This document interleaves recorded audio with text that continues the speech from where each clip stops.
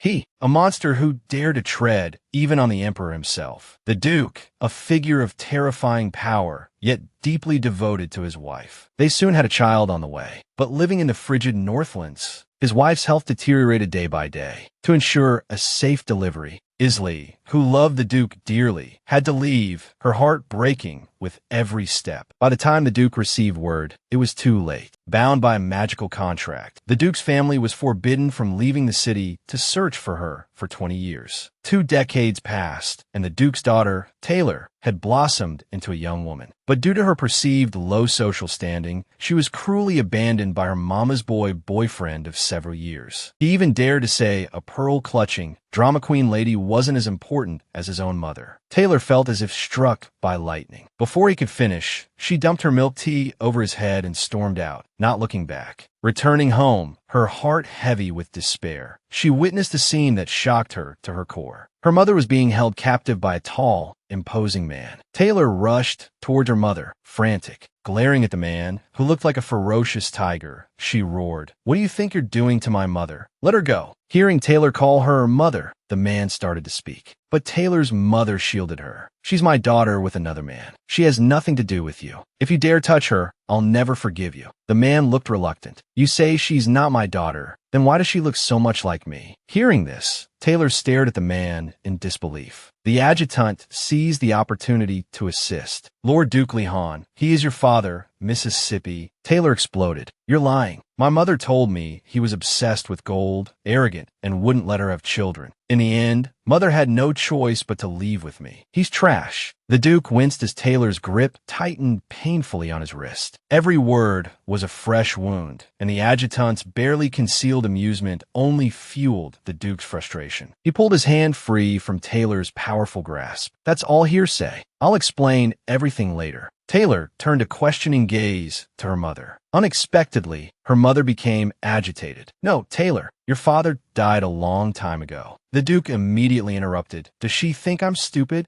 "Rashi," her mother blurted out the Duke's name in her distress. The Duke beamed. "Thank you for remembering my name." He swept her mother into a rather elderly Princess Carrie. "We'll talk later." Taylor felt quite full from this unexpected serving of parental mush. Just like that, Taylor's status skyrocketed, surpassing her ex-boyfriend's by 100-fold. Once mother and daughter were settled in the carriage, the powerful Duke unleashed a high-level spell, forcibly creating a path home. He brought them back to his domain. Later, Taylor learned the truth. Her parents' separation had been a simple misunderstanding, a case of one not speaking and the other not listening. It stemmed from a magical contract they'd made when they first met. If her mother left the territory, his family couldn't follow for 20 years. Her mother, desperate for a safe delivery, had fled in the night, completely forgetting the contract. This led to her mother's resentment, believing her father hadn't searched for her for 20 years. The moment the contract expired, her father had begun searching relentlessly, leading to the initial misunderstanding upon their reunion. With the misunderstanding cleared, they quickly reconciled, showering each other with affection right in front of their daughter. How was Taylor supposed to live like this? Her Duke father had found his wife and daughter. Taylor transformed from a relative nobody into the esteemed Duke's daughter, leaving her mama's boy ex in the dust. But her greatest torment? She was heartbroken, while her parents were falling in love all over again, force-feeding her their sickeningly sweet romance every single day. Her father, the Duke, told her that she was his only daughter, and that all his titles and lands would one day be hers. Therefore, she had to possess absolute strength and mastery of swordsmanship. Taylor knew that the latest one could start learning swordsmanship was 10 years old. This was a bit late for her, at 20. But her father, with a mischievous grin, boasted that he would have her trained to a level others took 300 years to achieve, all within 3 years.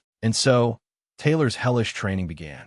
Every day, from the moment she opened her eyes, she had to study politics and economics. Then, she'd be subjected to one-sided beatings from her elven sparring partner. In the afternoon, it was magic lessons. Evenings were reserved for reviewing sword techniques. And before bed, there were tests. Her day only ended when she finally passed out from exhaustion in the wee hours of the morning. Once she'd grasped the basics, her father had her spar with the knights. At first, some nights went easy on her, but after a single, thunderous roar from the Duke, they were terrified into fighting with all their might. Taylor endured this hell for a full 44,640 minutes. Now, she could easily handle any attack thrown her way. Having completed her training, Taylor looked at her father. A question suddenly popped into her head. "Since you and Mother are so in love," she began, "instead of tormenting your incompetent daughter, why not try for a son?" To which her father, calm and collected, replied, "Your mother is frail and not suited for another pregnancy. Besides, I already have an heir. Why risk it?" Taylor self-deprecatingly remarked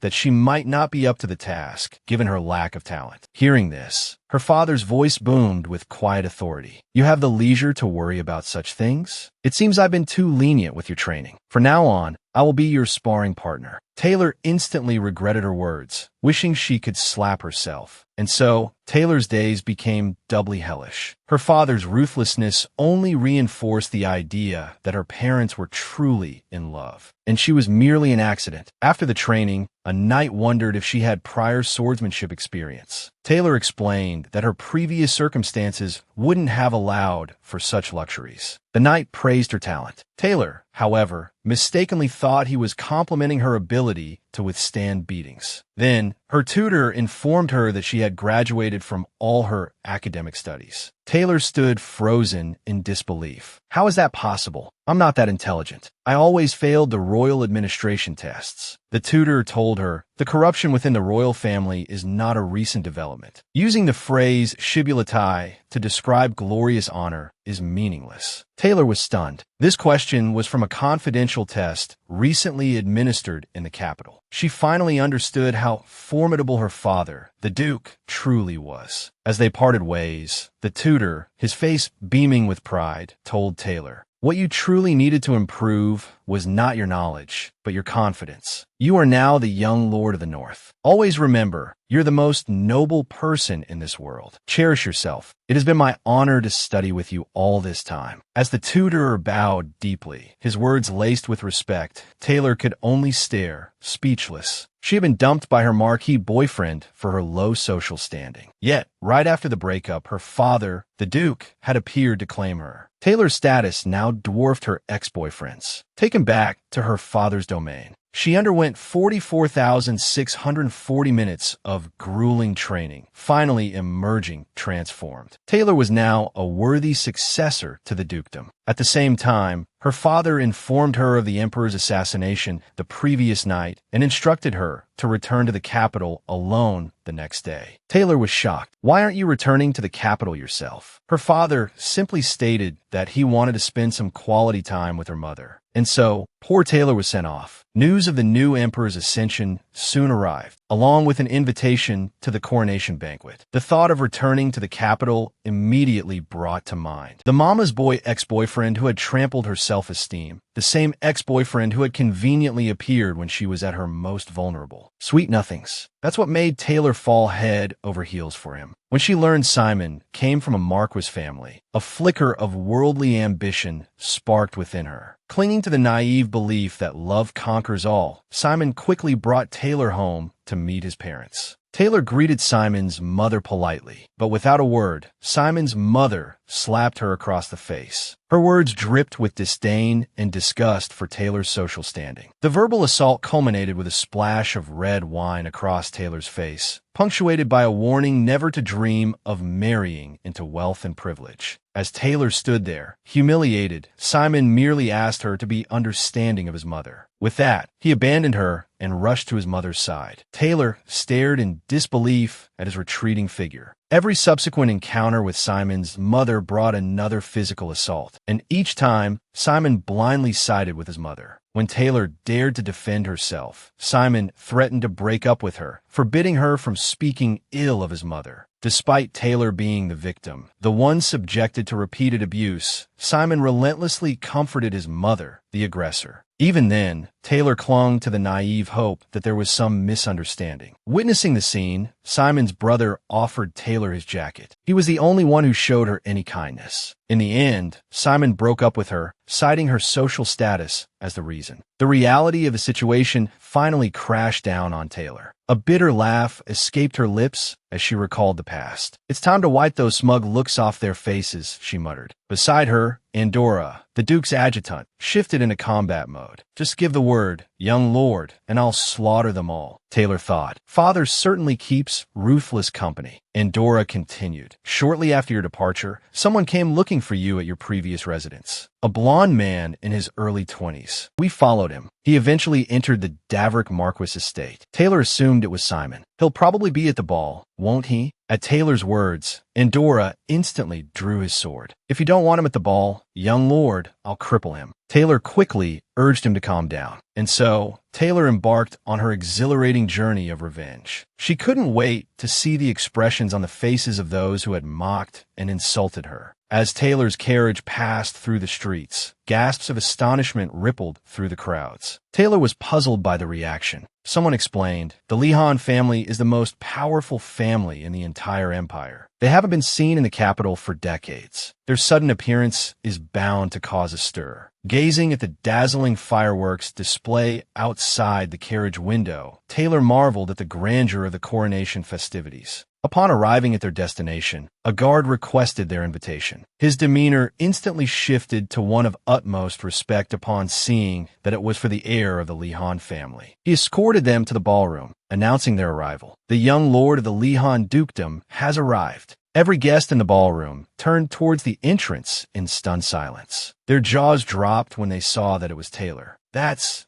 the monster who dared to defy even the emperor. The Duke's reputation preceded him. He actually handed over his dukedom to his daughter so he could enjoy a quiet life with his wife. It was true. The Duke had abdicated in favor of Taylor. And so, Taylor, the once scorned, low-born Cinderella, was forced to attend the emperor's banquet in her father's stead. Now, she returned, radiating power and authority, second only to the emperor himself. Taylor strode into the ballroom with an air of utter confidence. Every eye in the room was fixed on her, their stunned expressions a source of immense satisfaction. No one dared to utter a single disparaging word in her presence now. As Taylor reached for a glass of wine, she spotted a familiar figure. It was Theo, Simon's older brother, the only one who had shown her kindness. A flicker of warmth surprised her. Just then, a man called out to her, "Taylor."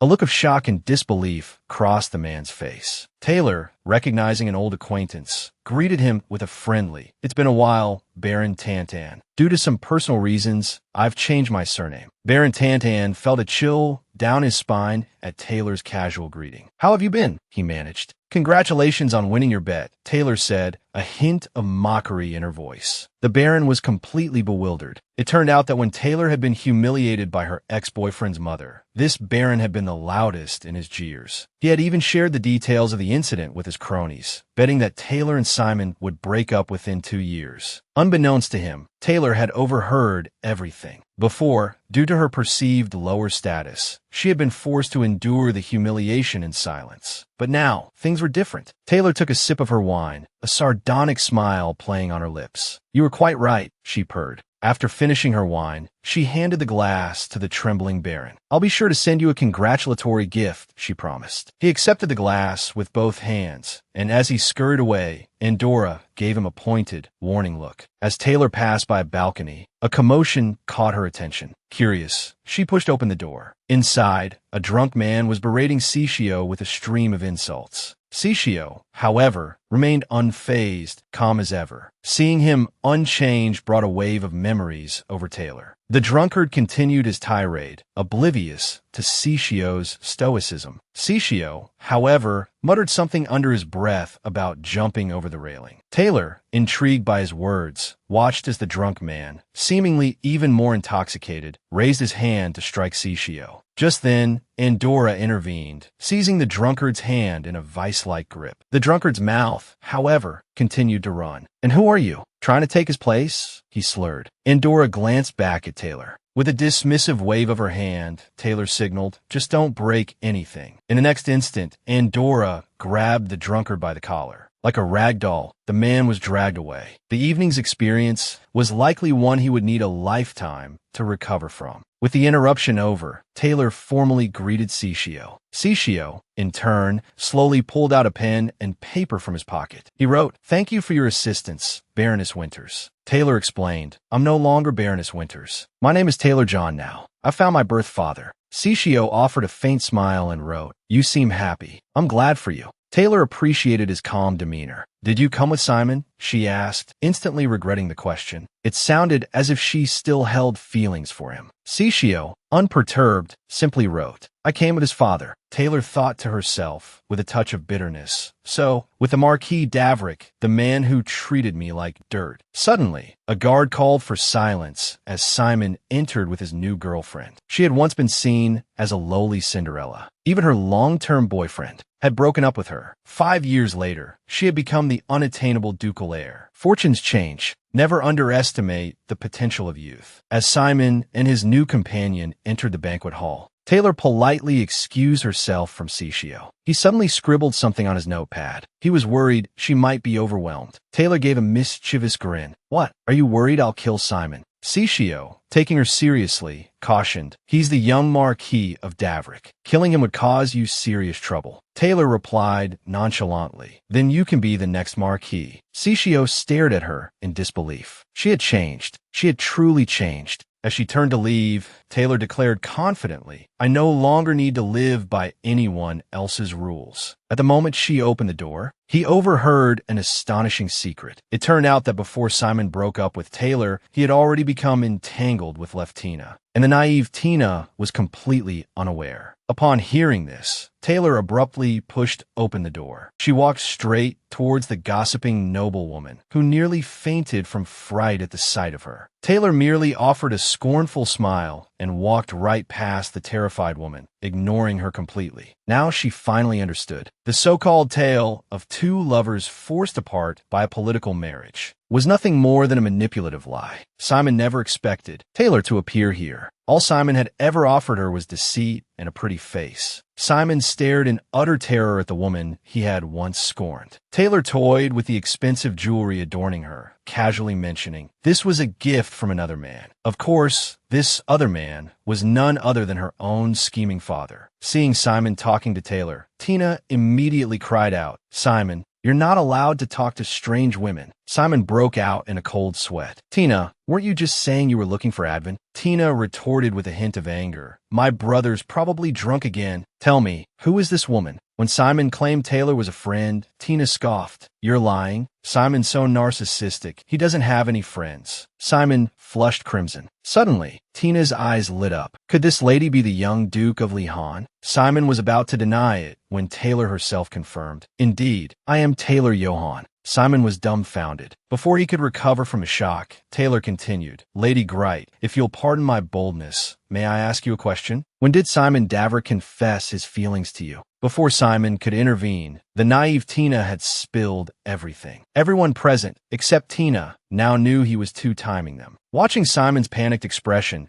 Taylor remarked with a sardonic twist, "Simon knows very well why I asked that question. I hope you'll ask him about the nature of our relationship." The conversation was abruptly cut short by the announcer. The Emperor and Empress had arrived. She had once been the lowly Cinderella in everyone's eyes. Even her long-term boyfriend had dumped her. 5 years later, she returned in triumph, the untouchable heir to the dukedom. Even the Emperor greeted her with a welcoming smile. He seemed delighted that Taylor was able to attend the banquet. Taylor politely bowed in response to the Emperor's warmth. Utilizing her impeccable social skills, Taylor flawlessly navigated the conversation with the Emperor. Delighted with their exchange, the Emperor suddenly proposed a hunting competition. He suggested they all enjoy the crisp autumn air together. Taylor, however, felt no spark of interest. She had grown tired of such pursuits back in the north. The Emperor then revealed an intriguing detail. participants could present their quarry to someone they admired. He particularly hoped that the young Duke Taylor would grace the competition with her presence. Taylor initially considered refusing, but a mischievous idea suddenly sprang to mind. She agreed to participate. The emperor was thrilled by Taylor's acceptance. The Lihan family's participation guaranteed a spectacular event. However, he was curious to whom Taylor would present her prize. Taylor thoughtfully touched her cheek, then glanced at the stunned Simon. In a sweet voice, she declared, "If I may, I would like to present my quarry to young Master Davrick." Simon was utterly speechless. Not only were the assembled nobles shocked, but even the emperor stammered awkwardly. "But to present it to someone with a fiancé, perhaps." Taylor interrupted with a smile. "I wasn't referring to Simon. I meant his brother, Sishio." Taylor knew that Simon was deeply afraid of Sishio usurping everything he held dear, and so she decided to turn that fear into reality. For now, Taylor possessed the power to do so. The lively ball soon came to an end. At that moment, Grin approached Taylor with a grave expression. Taylor, watching Grin's expression, assumed he'd actually beaten the drunk man on the balcony. Instead, Grin explained that he'd intended to drag the man somewhere discreet and deal with him quietly. But unexpectedly, the drunkard had suddenly lunged towards the balcony railing and, without hesitation, jumped. While not instantly fatal, broken bones were undoubtedly in his future. Taylor, though slightly suspicious, dismissed the incident. Ever since her stunning appearance at the ball, she'd been inundated with love letters. Simon, in particular, persisted in writing, requesting meetings. Exasperated, Taylor finally threatened to send his letters directly to his fiancée if he didn't stop. In her spare time, Taylor had been compiling information on the Davrick family. The conflict between Sishio and Simon, she discovered, stemmed from an incident 20 years prior. The Marquis of Davrick, just before his wedding, had unexpectedly adopted a child who could neither walk nor talk. This act so enraged his fiancée that she broke off the engagement. Consequently, the Marquis married his current wife. However, the former fiancé's family, still harboring resentment, goaded the Marquis into trying to get rid of Sishio. This led to 20 years of anxiety and torment for the Marquise, her mental state deteriorating over time. Simon, a devoted mama's boy, naturally grew to resent Sishio as well. But even more despicable was Simon's betrayal of Taylor. He'd spread rumors that he only saw Taylor as a sister, while she was hopelessly in love with him, relentlessly pursuing him despite his rejections. Hearing this, Derry, Taylor's maid, seethed with murderous intent. "Give me 3 days, your grace," she hissed, "and he'll be dead." Taylor quickly calmed her, a more intriguing revenge already forming in her mind. Having Sishio usurp Simon's position as Marquis would be far more entertaining. Before Grin could react to this revelation, Taylor instructed him to immediately send a letter to the Marquis of Davrick, stating her intention to visit Sishio, ostensibly to seek revenge on her former lover, Simon. Taylor's plan was to charm Simon's older brother and help him secure his rightful inheritance. And so, Taylor promptly dispatched a guard with a message requesting a meeting with Sishio. To her surprise, Sishio agreed to see her the very next day. Grin marveled at Sishio's apparent lack of other engagements. The carriage soon arrived at the Marquis of Davrick's estate. As Taylor was helped down from the carriage, the estate's steward hurried forward, expressing his immense honor at meeting the young duke. Taylor responded with a sardonic, "I imagine you've enjoyed this honor countless times." The steward looked up, puzzled. His eyes widened in shock as he recognized the person before him. Wasn't this the Cinderella they had once tormented? Seeing the steward frozen in place, Grin bellowed, "You insolent fool! How long do you intend to keep our young duke waiting?" The roar nearly sent the elderly steward to an early grave. He immediately, and with utmost deference, invited Taylor and her entourage inside. The maid who had once mocked and sneered at Taylor now kept her head bowed, not daring to meet her gaze. Suddenly, the steward stopped, asking Taylor to wait a moment while he checked if Sishio was ready. Taylor frowned. The steward's casual tone betrayed a distinct lack of concern for Sishio. It seemed he wasn't treated well. Soon, the steward led Taylor to Sishio's room. As the steward opened the door, Taylor was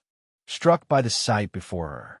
Frozen in place, Sishio, dressed formally, sat smiling by the window, bathed in sunlight. He looked like a fallen angel, radiant and beautiful. Composing herself, Taylor offered a gentle greeting. "Master Sishio, we meet again. Seeing Sishio, looking handsome and preparing to write a reply, Taylor blushed. Sishio certainly looked dashing today. With that thought, Taylor abruptly turned and dismissed the steward, stating her desire to speak with Sishio privately. Once the door was closed, Taylor looked around the room. Not only was there a piano, but also paintings done by Sishio himself. Taylor couldn't help but admire his many talents. As she studied the paintings, she noticed a sketchbook tucked behind the easel. Sishio blushed crimson, so flustered that he tumbled right out of his wheelchair. Taylor rushed to help him up, following Sishio's embarrassed gaze. Taylor discovered the sketchbook contained a portrait of herself. She picked it up, incredulous. Her likeness, captured by Sishio's meticulous strokes, was breathtakingly lifelike. Taylor's own cheeks flushed. In his eyes, she was gentle. Mortified, Sishio began to scribble an apology. "I beg your pardon if I have offended you." Taylor, flustered, assured him she wasn't offended, merely curious why he had drawn her. Sishio blushed even deeper, hastily writing another message. Sishio couldn't meet her eyes. When Taylor read the words, "Because you are beautiful," she froze. Then, like two shy lovers in the first blush of romance, they both became flustered. Taylor quickly announced she had a gift for him, producing a handkerchief. She had left the one he'd lent her at Lihan. This one, carefully chosen from a fine shop, was a replacement. Sishio's expression revealed how much he treasured it. Now, Taylor revealed her true purpose. 3 years ago, she had been cruelly discarded by her lover because of her low status. 3 years later, she had risen to become the heir to the most prestigious dukedom in the empire. To avenge herself on the man who had spurned her, Taylor planned to win over his brother, Sishio, becoming his sister-in-law,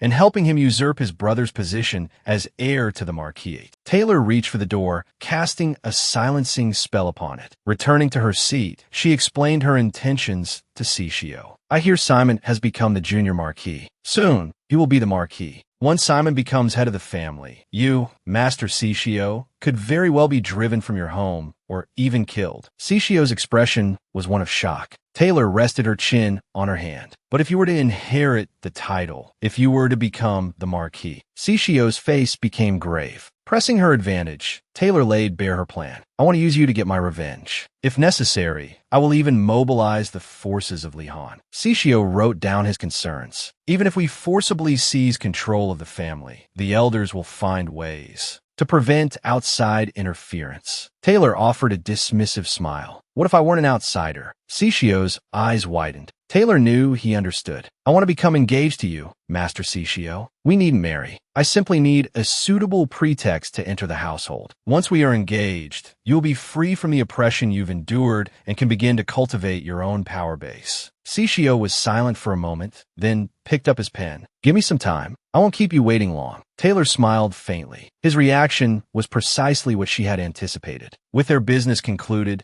Taylor bid Sishio a respectful farewell, reminding him to burn his notebook. Satisfied, Taylor left the room. Seeing Grin at the door, Taylor asked if he had overheard her conversation with Sishio. Grin confirmed he had heard nothing. Assured the spell had held, Taylor instructed Grin to speak of. Reaching the top of the stairs, Taylor paused.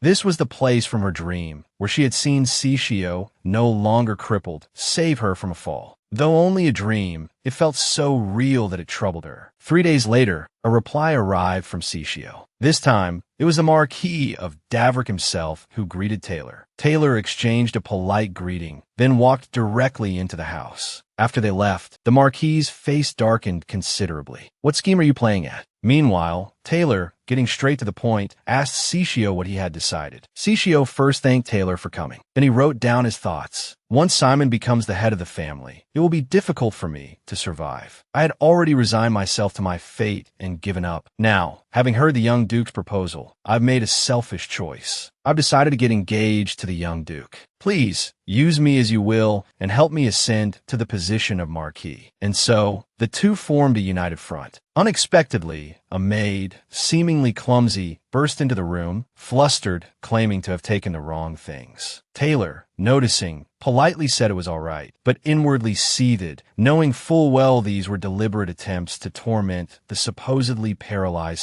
Sishio. It was utterly disgusting. Before Taylor could say anything more, the maid deliberately knocked over a teacup. Scalding hot tea splashed directly onto Sishio's legs. Seeing this, Taylor quickly moved to wipe it away, but Sishio's expression was strange. When Taylor inadvertently touched Sishio's leg bone, she froze. Her worried expression instantly turned to one of shock. Seeing the maid still there, Taylor roared at her to get out. When only the two of them were left in the room, Taylor slowly stood up and looked at Sishio with a horrified expression. "You can walk. Why did you deceive me?"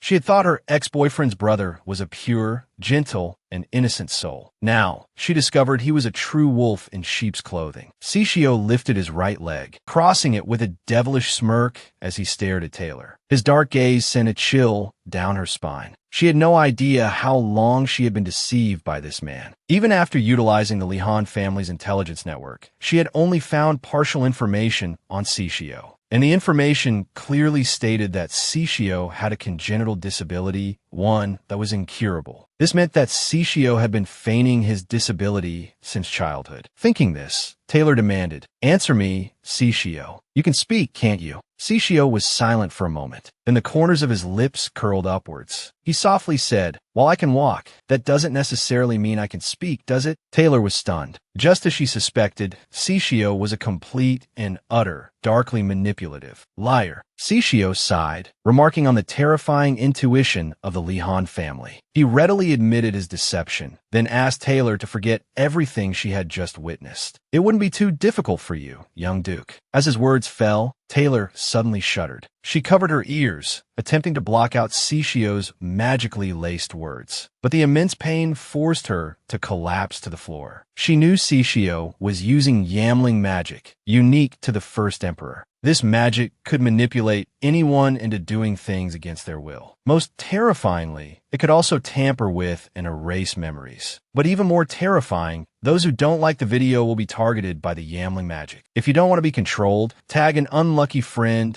or leave a dog head emoji for protection. The powerful Taylor, enduring the agonizing pain, retaliated with Byungi magic. In an instant, the entire room froze. This display of power stunned Sishio. Furious, Taylor, wielding her magic, said coldly, "Yamling is indeed quite remarkable. But you didn't just do that to impress me, did you? Your younger brother is a womanizing mama's boy, and you, his older brother, are a complete liar. Perhaps Yamling can help you conceal your hidden schemes and secrets. But don't forget, I am from the Lihan family." Sishio smiled faintly. "It seems Duke Rashid has told you about Yamling." Taylor flew into a rage. "How dare you? How dare you speak my father's name so casually?" Sishio calmly replied, "Since you know about Yamling, you should know that I am of the royal family." Taylor remained unmoved. "So you're just a royal living amongst commoners. Am I supposed to bow down to you?" Sishio burst out laughing. Seeing this, Taylor wanted nothing more than to send Sishio to his grave right then and there. But then a wave of self-deprecating laughter almost choked her. How could she have even considered marrying this man, let alone joining forces with him for revenge? Though she'd managed to maintain her composure in the moment, the more she thought about it, the angrier she became. She shouldn't have helped him at the ball. Just then, she remembered Sishio's words at the time, jumped over the railing. A look of horror washed over Taylor's face. Grin had told her that the drunkard had suddenly jumped from the balcony himself. It was clear now, Sishio had used Yamling on him.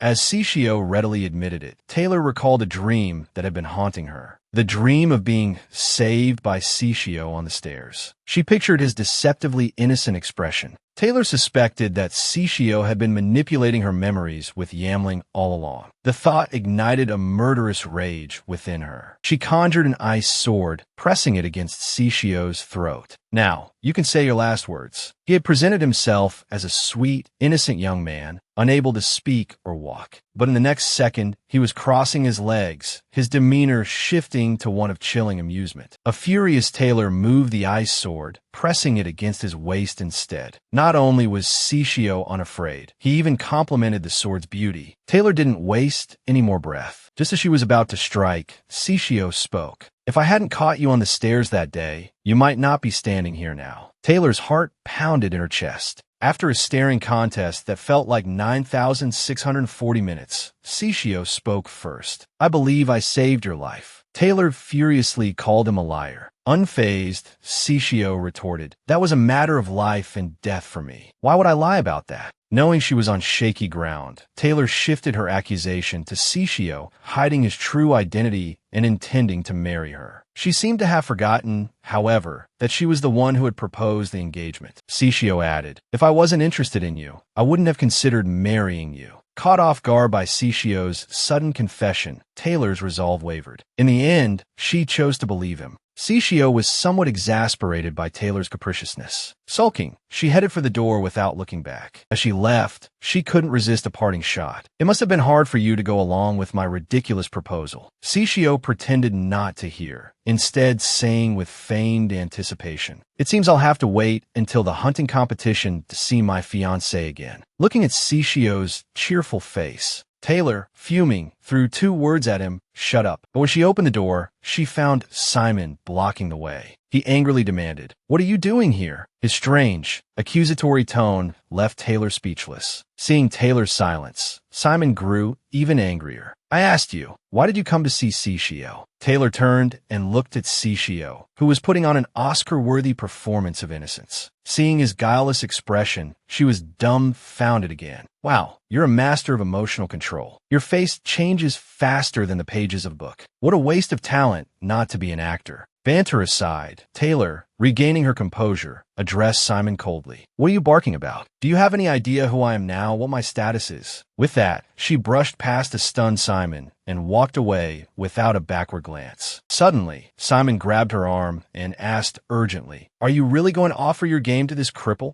I think there's been a misunderstanding. Why don't we sit down?" And, before Simon could finish, Taylor cut him off. "Enough, Simon Davrick. We have nothing to do with each other anymore." Looking at Simon's repulsive face, Taylor grabbed his collar, slamming him against the wall. She roared, "I'm neither your lover nor your friend anymore. I'm not the same Taylor I used to be. Do you understand? It doesn't matter why I came to see Sishio. It's none of your business. And don't call my name so casually." Simon, enraged, retorted, "Oh, so now that you've found your real father, you're going to pull rank on me? You're nothing without the Lee Han family's influence. You're completely powerless on your own. What gave you the right to be so arrogant?" Before Simon could finish, Taylor slapped him hard across the face. "Aren't you the same? You're nothing but a useless waste who uses his father's status as his own personal glory. You dare call me a Cinderella?" The slap left Simon stunned, his mind reeling. Before he could react, Taylor spun around and stormed off, leaving him standing there, bewildered. On the way home, Grain anxiously inquired about how things had gone. Taylor simply replied, with a sigh of frustration, that the negotiations had failed. Grain looked puzzled. "So, you're not going through with the engagement?" Taylor could only offer a weary confirmation. Then, Grain delivered some unwelcome news. Taylor's Duke father and mother planned to visit during the upcoming hunting competition. The thought of her hopelessly romantic parents made Taylor roll her eyes. Changing the subject, she asked Grain if he had uncovered any information about Sishio. The answer, as always, was nothing. This made Taylor suspicious of the Marquis's motives for adopting Sishio. Whatever the reason, they needed to be cautious. Taylor had a premonition that the Marquis was up to something sinister. Perhaps a terrible storm of bloodshed would soon engulf the capital. Could anyone believe that this seemingly harmless young man in a wheelchair was actually a manipulative prince hiding his true nature? After parting ways with Taylor, Sishio dropped his innocent act. He informed his bodyguard that his identity as a prince had been exposed, claiming Taylor had discovered it while touching his thigh. The bodyguard, his mind racing, blushed. "Is this something I can even hear without paying for it?" he thought. But he was perplexed. Even if Sishio had used Yamling magic, it shouldn't have been broken by a simple touch. Sishio's expression turned serious. This incident makes it even clearer how formidable the Lee Han family is. Yamling magic has no effect on them. The bodyguard grew even more confused. Didn't he suspect anything 3 years ago on the Soul Staircase when you used Yamling magic to save him? Sishio stroked his chin, lost in thought. That's what makes Taylor so terrifying. 3 years ago, she had no power, but now she's grown to an unimaginable extent. The bodyguard suggested eliminating her quickly. Sishio, however, insisted they absolutely must not provoke the Lee Han family. "Never repeat what you just said," he warned. The bodyguard quickly apologized. It was clear Sishio had developed feelings for Taylor. Meanwhile, Taylor received a letter from her father, instructing her to patiently await the engagement and refrain from any rash actions before his arrival in the capital. Taylor was used to her father's domineering nature. However, his brief letter was a stark contrast to the 2 full pages she received from her mother. There was also a letter from Sishio. The envelope was addressed to my fiancé. Inside, he requested another meeting. Disgusted by his audacity, Taylor ripped the letter in half without hesitation. She tossed the pieces into the fire, watching them burn to ashes. The day of the hunting competition soon arrived. Taylor rode her warhorse towards the arena. Suddenly, Sishio appeared, blocking her path. This infuriated Taylor. Sishio held up a small notebook. "I was worried when you didn't reply to my letter today," he wrote. Taylor scoffed inwardly. He's such a good actor, even without an audience. Then, Sishio said something that puzzled Taylor. "Aren't you curious why I'm in Davery?" "What are you trying to say?" she asked. "I hope I can at least be of some help to you," he replied. Taylor was completely bewildered. Just then, the starting horn for the competition blared in the distance. The emperor began his address. The rules of the competition are as follows. After the start, everyone will proceed into the mountains. Initially, you may encounter only small animals. However, the deeper you go, the more likely you are to encounter ferocious beasts. Please exercise extreme caution. Furthermore, presenting your game to a special person is a knight's honor. Finally, I hope you all find the prey you seek. Good luck. As the emperor concluded his speech, the crowd erupted in enthusiastic cheers. The next second, the hunting competition officially began. Most of the participants chose rabbits, an easy target to hunt, but some didn't even let those flying in the sky escape. Only Taylor, alone, walked towards the depths of the jungle. As a member of the Lihan family, she naturally couldn't hunt ordinary prey. But just as she was about to go deeper, she suddenly stopped. "Come out yourself," she said. As her voice fell, a mysterious figure cloaked in a hooded cape emerged from behind a tree. "Friends, guess who it will be?" This girl is preparing to hunt a competitive monster alone. Unexpectedly, on the way, she discovered a red-robed man tailing her. He even threatened those who didn't like the video, saying he would take special care of them. He also said that if they didn't want to be taken care of, they should hide in a safe U-Ho. The unlucky ones tagged would pop up. When she saw that the person under the red robe was actually Simon, Taylor's eyes instantly turned icy. "Are you here to die?" Seeing this, Simon hurriedly explained, "I was wrong, but everything I did was for my mother. I had no choice. Although it was wrong of me to date others while I was with you, you can't go and see that guy. You must be doing this to spite me because you're angry with me, right?" Taylor looked at him as if he were an idiot. Her eyes were filled with disdain and disgust. "Please don't misunderstand. Whether I see Sishio or not, what does it have to do with you?" Simon, knowing he was in the wrong, stammered, "Well, that my mother said." Before he could finish, Taylor angrily interrupted, "Mother, mother again. Just how amazing is your mother? Don't you have your own thoughts? Must you be a mama's boy your whole life?" Simon was scolded speechless by Taylor. He gritted his teeth. "You're not allowed to insult my mother. Even if it's you, I won't tolerate it." Hearing this almost made Taylor laugh. "Oh, really? Then I'd like to see how you won't tolerate it." But it seems only the stronger party has the right to say that, Simon. Simon was so frightened by Taylor's aura that he dared not move. And since Simon had delivered himself to her doorstep, Taylor naturally wouldn't let him leave easily. Looking at Simon, who was almost scared to wet his pants, Taylor, although she had no intention of killing him, wanted to teach him a lesson. Just then, a rustle came from the grass behind Taylor, followed by a sweet call, "Honey Bun, are you there?" Unexpectedly, it was Simon's fiancée, Tina, who had come looking for him. Seeing this, Taylor looked at Simon with a sarcastic expression. "So you haven't been dumped yet, Mr. Honey Bun?" Seeing Tina's sudden appearance, Simon broke out in a cold sweat. "Why are you here, Tina?" Tina immediately feigned surprise. "Honey Bun, I was about to ask you why you're here. Didn't you promise to catch rabbits for me? Could it be that you're slacking off and bragging again? And you're even with the young Duke?" Simon hurriedly denied it. Seeing this, Tina pointed her finger to the side. "Then prove it to me. From now on, within an hour, go catch 100 rabbits for me." Simon said angrily, "What? Do you think I can't even catch 100 rabbits?" After his boast, Simon immediately scampered off to catch rabbits. Watching this dramatic scene unfold, Taylor was truly dumbfounded. But just then, Tina suddenly changed, her tone becoming calm. I apologize, young Duke Lihan. My fiancé has caused you trouble. Facing her ex's fake innocence. What would you do if you were Taylor? This pink-haired girl acted cute and coquettish, wanting to eat rabbits. Her boyfriend, upon hearing this, immediately scampered off to hunt. He even said he'd catch one for every like and deliver them to the safe house for everyone to eat. After Simon left, Tina finally dropped her pretense and respectfully apologized to Taylor. Taylor was stunned. Was your previous naive act all fake? Tina explained without denying it. Children from wealthy and noble families can't be that naive. I was just playing dumb and pretending to be ignorant. That's the only way to seize opportunities. Taylor was puzzled. Opportunities? What are you planning? Tina told her truthfully. Actually, when Simon first approached me, I knew he had a girlfriend. Taylor mistakenly thought Tina was provoking her. Tina denied it, revealing the truth. Quite the opposite. I was hoping to somewhat appease the young Duke's anger. So, before you found out, I came to the capital to apologize. I needed to find a husband from a suitable family, someone not too bright and not under Duke Tanathar's thumb. Although I chose poorly. Taylor was puzzled. Then why didn't you just keep up the charade and live your life? Tina replied, I can't live my whole life wearing a mask. I'm so glad you came to this hunting competition. Taylor, she continued, her tone earnest. If I hadn't run into you by chance, I wouldn't have had the opportunity to apologize beforehand. Even though you despise Simon, please have mercy on me. Even if you want to break off the engagement, I'll comply. Taylor, surprisingly, wasn't angry. I'm not interested in breaking off your engagement, she replied. Just as long as you don't cause me any trouble in the future, she added as a final jab. And by the way, Simon is a mama's boy. Tina, with a placid expression, responded, I'm well aware of that. Then, she abruptly changed the subject. What about your marriage to Sishio? Taylor blinked, taken aback. What do you mean? Tina calmly explained, because you said you would dedicate your hunt to him, and you visited the Marquis's residence twice. Everyone's gossiping about whether you two are engaged. Taylor was stunned. They suspect I'm getting engaged because of that? Do these people have nothing better to do? She scoffed. It's just a rumor. She turned to leave. Young Duke, wait. Tina called after her. The depths of the forest are dangerous. Something could happen to you. Taylor paused, surprised. So this was the place where they sealed that forbidden monster, Tina finished, gazing towards the distant mountains. The seal is at the summit. Even though you're a skilled swordswoman, young Duke, it's still too dangerous. Instead of being afraid, Taylor's curiosity was piqued. Watching Taylor walk away, Tina breathed a sigh of relief. That should have smoothed things over between us. Taylor glanced back. She couldn't fathom what Tina was capable of, daring to remain alone in the forest. As soon as Taylor was gone, Tina raised her arm. It's done. Come out. But no one appeared. Just as Tina wondered where her people had gone, a large shadow loomed behind her. A monstrous wolf, a soldier dangling from its jaws, stalked toward her. Despair filled Tina's eyes. Meanwhile, Simon finally caught a rabbit. At that moment, Tina's scream echoed through the trees. Oblivious, Simon hummed a cheerful tune, pleased with his prize. I have my nights. I shouldn't have to worry. He didn't know that Tina was praying for him to save her.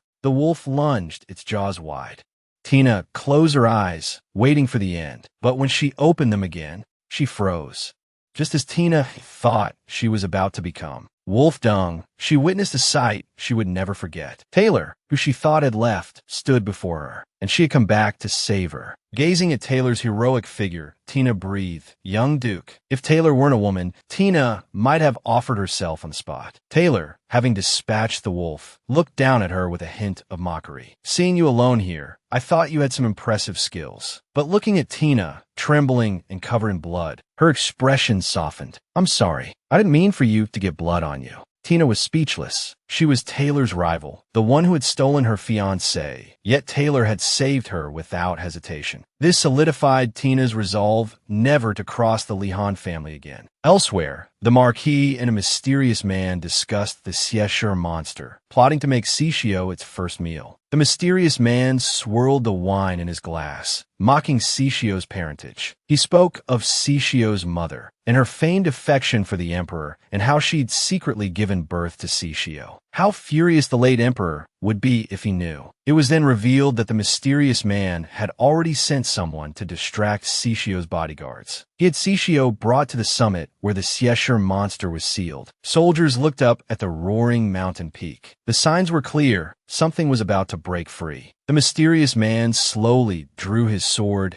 and, without hesitation, sliced his own wrist. He winced at the sharp pain as hot blood flowed freely from the wound. He intended to sacrifice himself, to draw out the Xieshur and eliminate Cixio along with it. As a surge of malevolent energy erupted, a massive dark shadow appeared on the summit. The sky bled crimson with its arrival. Elsewhere, Simon, having caught a rabbit, finally returned. He froze, aghast, at the sight of Tina covered in blood, standing over the corpse of a monstrous wolf. When Simon saw Tina in the distance, staring at him silently, he panicked. What had happened? Tina felt a chill as she watched Simon's bewildered reaction. But what choice did she have? This was her only way to survive. Tears welled in her eyes as she cried out, "Simon," and threw herself into his arms. She sobbed, "You don't know how scared I was. I've never seen a beast like that before." Simon, enraged, turned to the soldiers. "I assigned guards. How could you let this happen?" He grabbed a wooden club and slowly approached the soldier who had been with Cixio. "Taylor and the others looked down on me, and now even scum like you dare to do the same." He brought the club down hard as the soldier stared up in despair. Simon's brutality and the soldier's helplessness made Tina frown. Meanwhile, Taylor had ventured deep into the forest. Countless monsters had fallen beneath her blade. She had used a considerable amount of her potion supply, but she pressed on towards the summit. For the glory of the Lihan family, she had to slay the Xieshur. Elsewhere, the soldier, weakened by blood loss, had collapsed unconscious. Cixio began to stir. A terrifying shadow swept across the sky. The Xieshur monster descended upon Cixio. Unaware of the impending danger, Cixio dreamt of his mother. A hand reached out in his dream, and his mother's face transformed into Taylor's.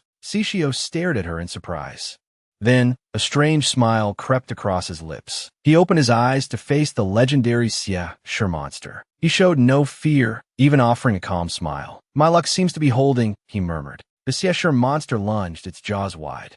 At the last moment, an ice blade pierced through the monster's body. This monster, venturing out without its usual protective covering for the first time, took one look at the handsome young man and was smitten. "Who can type this character? I'll need my phone." It opened its massive jaws again. It attempted to swallow him whole, but a 100-meter-long ice blade suddenly impaled it. Both monster and man looked towards the figure bathed in moonlight. Taylor stood there, her sword radiating power. "You hideous beast! Get out of my sight!" she roared. She glared at her grinning fiancé before focusing her energy, a swirling sphere of power forming in her hand. She didn't know why the monster was with Cixio, but she knew she had to destroy it quickly. The monster roared in fury. It charged towards Taylor with surprising speed. Taylor, caught off guard, raised her sword to meet the attack. As her blade plunged into the monster's flesh, Taylor was sent flying by a brutal swipe of the monster's tail. The force of the blow was such that it carved a crater into the rock face. Fortunately, Taylor possessed a resilient physique, escaping with only severe injuries. She silently thanked her doting, yet demanding, old father for his devilish training regime. Meanwhile, the hideous monster had reached the soldiers. Cixio watched the creature, his gaze burning with fury. Nearby, the wounded Taylor coughed incessantly. She cursed her predicament, blaming her manipulative father, the emperor who insisted she participate in this competition, the foolish Simon, and the infuriating Cixio. If it weren't for them, she wouldn't be in this agonizing situation. With this thought, Taylor reached for her sword. Staggering to her feet, she watched as the monster seized one of the fallen soldiers. It was about to devour the man to regain its strength. Taylor knew she couldn't let that happen. In a flash, her blade sliced through the air, giving the monstrous creature an impromptu and rather grotesque facelift. Capitalizing on the monster's momentary disorientation, Taylor darted forward. The creature, recovering quickly, roared its defiance. In the blink of an eye, Taylor leaped into the air, her sword raised high. Before the monster could react, she plunged the blade deep into its neck. But even this wasn't enough to finish it. Taylor snarled, her voice laced with icy venom. Her sword erupted in a blinding white light. As Cixio watched in astonishment, the monster was encased in a thick layer of ice, frozen solid. Taylor, leaping down from the creature's back, turned to Sishio. "I'm taking this thing with me," she declared. "Now, care to give me a reasonable explanation for this mess?" Sishio sighed. "I suppose I don't need to spell it out for you. You've probably already figured out." Taylor's eyes widened in realization. "You're saying one of the Davrik Knights brought you here?" And then he slid his wrist to lure out the monster. Sishio exhaled slowly, confirming her suspicions. A flicker of murderous rage crossed his features, then vanished just as quickly. He rose to his feet, and Taylor stared, momentarily taken aback. "I hadn't noticed before, with you always in that wheelchair. You're actually quite tall," she thought, a blush creeping onto her cheeks. She quickly turned away, glancing at the fallen knight. Who would give such an insane order? She wondered aloud. Sishio suggested it was likely his own family orchestrating the events. Taylor frowned, confused. "Why didn't you fight back?" she asked. Sishio chuckled. "If he's a Davrik Knight, he must be highly skilled. Besides," he added with a shrug, "I'm supposed to be a cripple. Escape wasn't really an option, and I've always been lucky. Look, you came to save me, didn't you?" He flashed Taylor a playful smile, noting her speechless expression. "To thank you for saving me," he said, "I'll show you something amazing." A brilliant light emanated from his hands. This man wanted to give his fiancée a surprise. The knight's wounds began to close at a visible rate. Sishio smiled again. The knight coughed up a mouthful of blood, then stirred. Taylor watched, stunned. As the knight began to regain consciousness, Sishio stopped the healing process. Taylor stared, speechless, her hand on her chin. The wounds were gone, but the bloodstains remained, presenting a problem. "If only there was a downpour to wash away the evidence," she muttered. As if on cue, Sishio looked up at the sky. The heavens opened. Rain began to fall, quickly washing away the bloodstains on the knight's clothing. Sishio grinned at Taylor, the lightning flashing in his eyes. He looked as if he was about to conjure a tornado, for good measure. Taylor's eyes widened in alarm. "Stop," she cried. "What are you doing?" With that, he raised his hand to cover Sishio's mouth. But because Di Hua charged forward so fiercely, Taylor cried out, falling onto Sishio with a thud. Sishio suddenly grabbed Taylor's hand. "Is it wrong of me to hope you could love me?" He finished, holding Taylor's hand with a look of deep affection. Taylor was taken aback by this unexpected action, completely dumbfounded. Reacting, she immediately snatched her hand back. "You scoundrel! What are you doing?" she scolded. Sishio looked at her with increasing tenderness. "It's such a pity. My magic doesn't work on the Li Han clan." Taylor, flushed with anger, retorted, "Stop joking with me." Sishio chuckled and asked, "If you had known it was me here, would you still have come to save me?" Taylor's heart skipped a beat. Lowering her head, she replied that she still would have. Quickly changing the subject, she gestured towards the frozen monster. "If you don't mind, could you help me break it apart? I can't carry it down the mountain like this." Just then, the unconscious knight stirred. Both of them looked on in surprise. Taylor reacted first, rushing to the wheelchair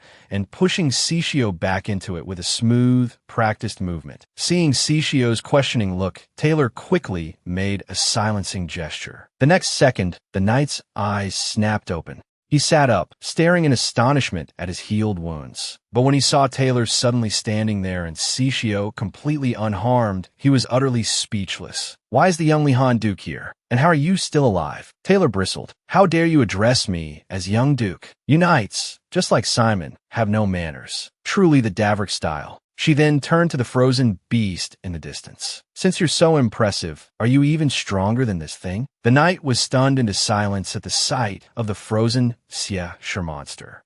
How is this possible? Before he could recover from his shock, Taylor pressed on. "Now, can we talk about what your name is?" As soon as she finished speaking, the knight quickly gave his name. "It's Brunid." But when Taylor asked who had ordered the attack, the knight clamped his jaw shut, refusing to speak. Taylor produced a small red vial. Calmly, she asked if Bruno knew what it was. The knight clearly recognized the potent healing potion, but Taylor pretended she had used it to heal him. She went on to say, "If Marquis Davrik sees you've failed your mission and are completely unharmed, well, there's no need to spell out the consequences." The knight spotted a dagger near Taylor's foot. He lunged for it without hesitation. "It's just a few wounds. I can inflict them again." In the next instant, Taylor easily subdued him. As he tried to get up again, Taylor's sword pressed against his throat. If you don't tell me the truth, I have my own ways of going directly to the Marquis and telling him you've already confessed everything about his plan to kill his own son. Hearing this, the knight quickly dropped to his knees. I beg you, please don't do that. If he finds out I disobeyed his orders, he'll kill my wife. Taylor was taken aback. Bruno clutched at the hem of her trousers, begging her to save his wife. Looking at Bruno, willing to risk his life for his wife, Taylor hesitated. What do you all think? Will Taylor help Bruno? This man, to save his wife, was willing to kneel and beg a woman, even if it meant sacrificing his own precious life. He would stop at nothing.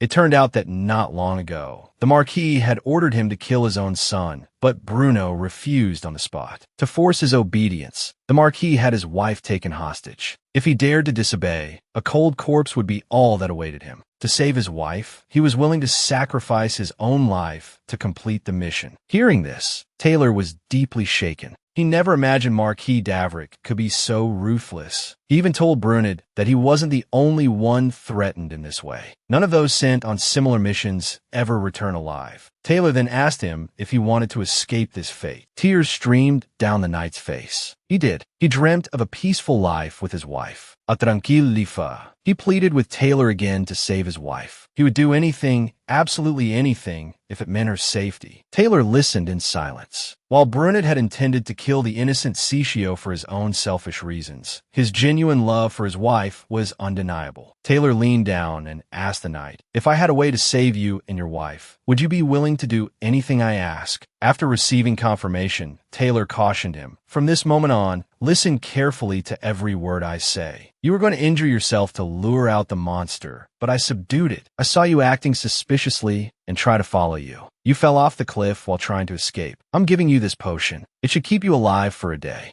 Now, run as far into the mountains as you can.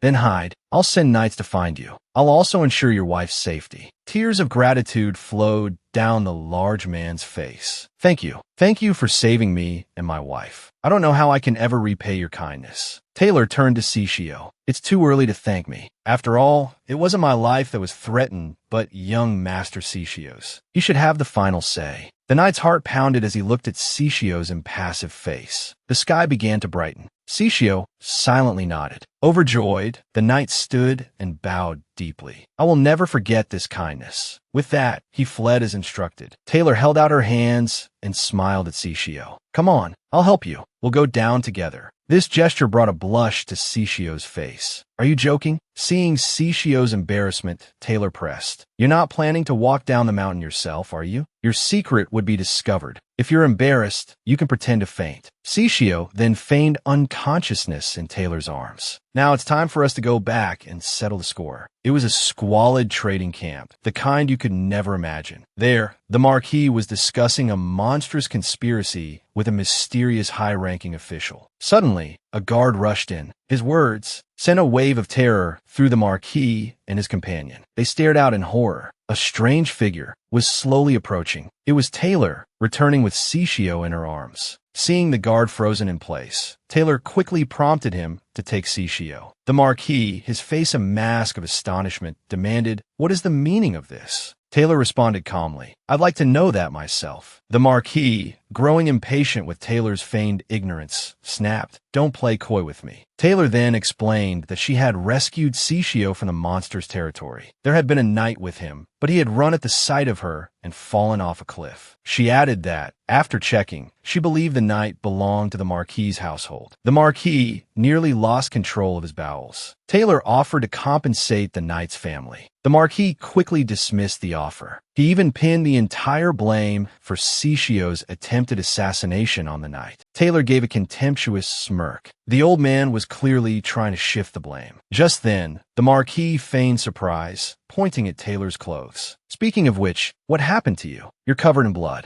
Taylor replied casually, "Isn't that normal for a hunting competition?" Unexpectedly, Duke Tanatar, who was present, spoke up sarcastically. "What incredible beast did you catch? Even your scarf is soaked in blood. And where's your prize?" He clearly suspected Taylor of killing the knight, and he intended to frame her for Ciccio's attempted murder as well. Taylor seemed to grasp his implication. "Are you suggesting," she challenged, "that I killed the knight and then framed him for it?" Tanatar, A playful smirk on his face suggested a thorough investigation of the matter. He knew full well that Taylor couldn't possibly have taken down the Colosseum beast on a mountaintop. Taylor, hearing this, was furious. "I hope you're aware of the consequences of spreading such rumors," she seethed, understanding that Tanatar was using this opportunity to undermine the Lihan clan. Unfazed, Tanatar continued to smile, his tone leisurely. "I think everyone would like to know why the young duke insisted on venturing into the deep mountains. Unless, of course, you managed to capture some special prey found only there." Taylor let out a cold laugh. "And what if I did?" Tanatar, momentarily stunned, wondered if he'd misheard. Just then, a guard came rushing back, panicked. "Duke Tanatar, it's terrible. You need to come see this immediately." Both men, momentarily dumbfounded, hurried after the guard. The next moment, their jaws dropped. Before them stood the legendary Colosseum beast, its own jaw agape, staring back at them. Were it not frozen solid, it might have drooled at the sight of such seemingly delectable morsels. From behind them, Taylor's voice rang out. "I was planning on retrieving it later, but it seems someone found it first. I presume this is the special prey you mentioned?" Tanatar turned, incredulous. Did you really kill this monster?" The girl, on her first solo outing, had managed to turn a fearsome beast into an ice sculpture. Taylor, observing the man's excited expression, offered a sardonic smile.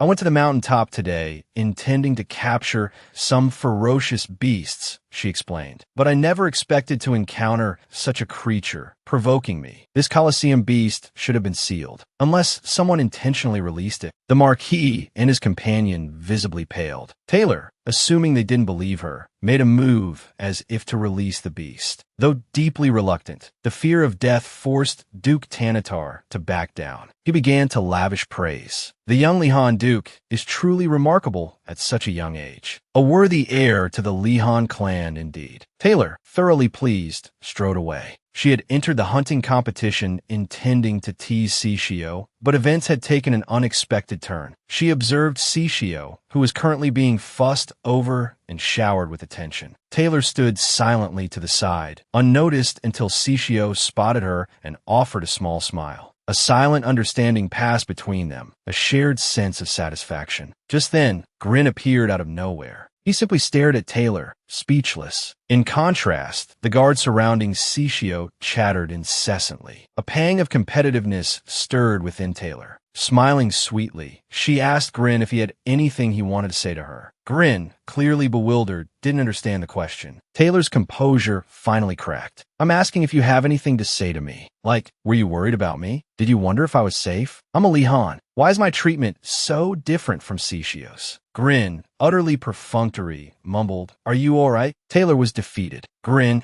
then explained that he had come with urgent news. He produced a letter from the north and handed it to her. Taylor froze. On their way back, Sishio had mentioned trouble brewing in the north. It seemed Sishio's words were prophetic. Taylor whipped around to look at Sishio, suddenly suspicious that they possessed some sort of clairvoyance. But clearly, this was just another facet of Sishio's Yanling magic. As Sishio walked away, Taylor turned her attention to the letter. It detailed an attack on the north. A group of thugs had broken into the castle in the dead of night, attempting to kidnap Taylor's mother. Though they had failed, the Duchess had been injured. The Duke was therefore unable to travel to the capital. Investigations revealed that the kidnappers were mostly northerners, but their fighting style incorporated techniques from the capital. Upon capture, they had all committed suicide by poison. The letter urged Taylor to return to Laymat as soon as possible if there was nothing pressing keeping her elsewhere. Taylor, consumed by rage, couldn't fathom who would dare attack the Duchess. Suddenly, a thought struck her, and she spun around. His gaze met Sishio's, who was also looking back at him. Sishio Davrik, he thought. Do you know who is behind all this? Later, Taylor received the Emperor's commendation and was awarded a jeweled sword. As agreed, the Colosseum beast was presented to Sishio. The unfortunate creature was then publicly incinerated, unaware that. This scene caused someone to gnash their teeth in fury. What had happened? What could have driven this man to cruelly strangle his beloved fiancée? Just moments ago, after the awards ceremony, Taylor had boarded Sishio's carriage. Sishio seemed to have anticipated this. As the carriage door slammed shut, Taylor settled onto the seat opposite him. A silencing spell was swiftly cast upon the door. Seeing Sishio's cheerful expression, Taylor's face darkened. Then, slowly drawing a dagger from her sleeve, she pressed it against Sishio's throat. "Wipe that smirk off your face. Answer my question, or face the consequences." "How did you know that soon? I would receive a letter from the north." Sishio glanced at the letter in his hand, then turned back, unhurried. "That's simple, because I can see the future." At this, Taylor immediately demanded, "Who wants to kill my mother?" Sishio lowered his head. "Duke Tanatar." Sishio's directness surprised Taylor. Outside, the carriage guard were pressed against the windows, trying to eavesdrop. Suddenly, a figure appeared silently behind them. "Hey, what are you doing here? Get lost." Grin's appearance startled the guards, who scurried away. Inside the carriage, Sishio continued, his voice serious. "Duke Tanatar wants to control the empire, to do as he pleases, unchecked." Taylor didn't understand why he was being told this. Sishio explained, "This is a trade, a condition for mutual trust." Taylor looked puzzled. "Are you giving me reliable evidence just to get the information you want?" Sishio immediately denied this. "No, I don't require any payment from you. I just need you to trust me. And all I want is the Davrik Marquisate. Don't you want the throne?" Taylor was confused. Sishio replied, "It's not time yet." Taylor finally understood. The Marquis's plot had been exposed. If Sishio remained in the Marquis's household, his life would be in constant danger, and his prophetic abilities had limitations. Right now, survival was Sishio's priority. Suddenly, Sishio's gaze hardened. "So, as you suggested before, let's get engaged." "Taylor, once I become the Marquis of Davrik, I will break off the engagement." Taylor smiled faintly. "Isn't that asking a bit much? But isn't my information incredibly reliable?" Sishio responded with utter confidence. Taylor didn't waste any more time. "I have a way to help you." She then asked Grin for a magical contract. Sishio looked surprised. "I didn't expect you to carry something like that around." As Taylor unfolded the contract, she told him, "It's too late to back out now." She then instructed Sishio to sign it. The magical contract was the most effective way to detect lies. If Sishio uttered a single falsehood, he would perish the moment he signed. With a confident smile, Sishio unhesitatingly signed his name. Sishio Levan will never harm Taylor. The contract glowed gold as it was completed. Sishio extended his hand and murmured an apology. In the next instant, he abruptly grabbed Taylor by the throat. The sudden attack stunned her. The contract flared with golden light. Sishio was instantly suppressed by a terrifying force. Seeing this, Taylor urged Sishio to use his flame spirit. Fighting through the agonizing pain, Sishio managed to summon the spirit and save himself. This test proved that the contract could restrain Sishio. Taylor finally believed him and prepared to sign the agreement. But Sishio stopped her. Smiling, he said, "I'm the one benefiting from this deal, and I know that even if you don't sign, and will abide by the agreement." Faced with Sishio's apparent trustworthiness, Taylor decided to follow his lead. Just then, Sishio indicated he had one more thing to add. With that, he added a few more strokes to the agreement. For this transaction, Sishio Davrik swore to never deceive Taylor Laymat about anything. Having finished writing, Sishio slowly uttered,